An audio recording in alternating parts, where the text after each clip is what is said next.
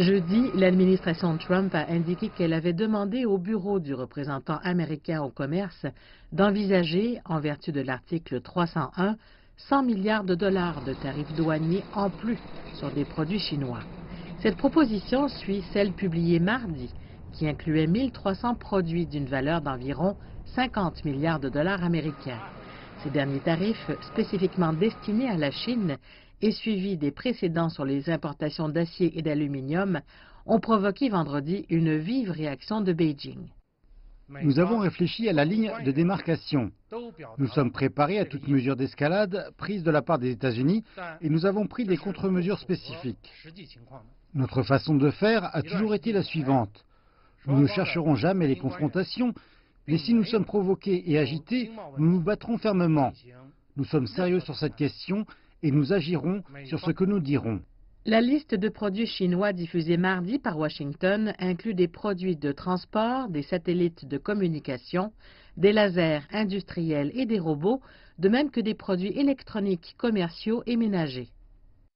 Et en réaction à cela, la Chine a répliqué avec sa propre liste qui frappe de tarifs douaniers évalués à 50 milliards de dollars, 106 produits américains.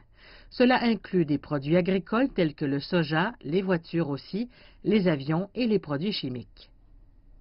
Par ailleurs, la Chine a aussi déposé une plainte officielle auprès de l'Organisation mondiale du commerce à la suite de la décision de Washington d'imposer des droits de douane sur les importations d'acier et d'aluminium.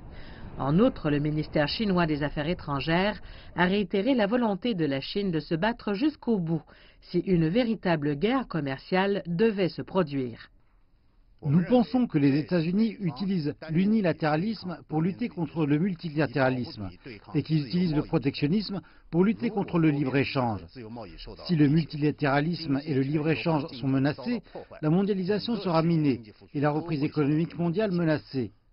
Nous devons résolument choisir de nous battre lorsque nous sommes confrontés à un problème de cette ampleur.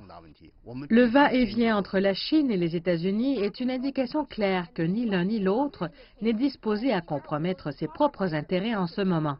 Les ministères chinois des Affaires étrangères et du Commerce ont tous deux adopté une ligne dure sur cette guerre commerciale potentielle et ils disent qu'ils ne toléreront aucune autre provocation de la part des États-Unis.